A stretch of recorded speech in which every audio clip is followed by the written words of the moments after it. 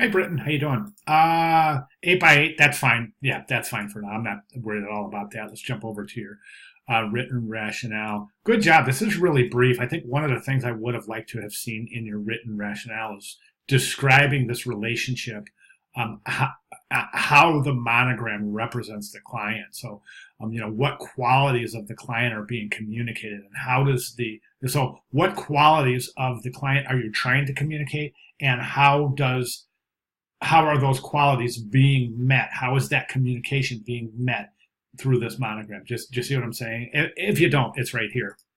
So you can adjust that for your final submission. But describe how the monogram represents your client. So in other words, take that a little further and describe how, what qualities or characteristics of the client are you trying to communicate, and how does the monogram successfully communicate those qualities and characteristics. So add that to your writing. And I know I'm talking a lot about writing, and I think as a design principal, as a studio head, to me, writing for designers to be able to communicate their thoughts and their processes through writing is critical. It's critical. It saves so much time in the design process to expeditiously describe your design decisions the first time around without without raising any questions to the art director, creative director, the client. Okay, so that's my reasoning behind that comment there. Let's jump over to the market. So I love it. I think it's great. It works, man. It works totally. So good job. Really, really good work. Everything's even. Everything's really, really put together very nicely. So this works. And at this point right now, what you're going to do is you're going to go into your. Just notice something. Just notice something, and I just want to bring this to your attention real quick. Okay, it looks like I'm not going to measure right now, but I want you to do so. It looks like this distance right here is a little less. It could be an illusion, but just make sure that the distance between the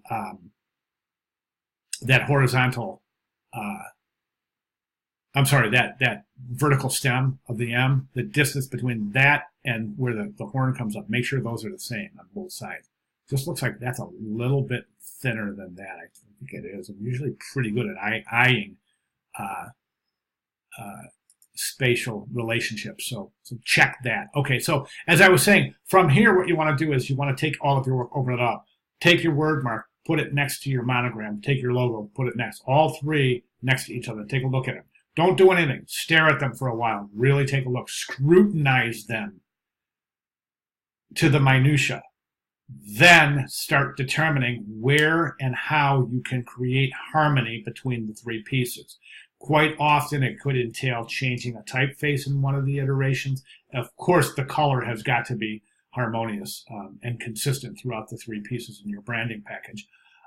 But you could, theoretically, I just had a student say to me, I'm looking at my monogram and then I look at my word mark and I realize that I have to change my typeface and my word mark in order for there to be a good harmony between the two. That's real world stuff, man. That it could theoretically happen.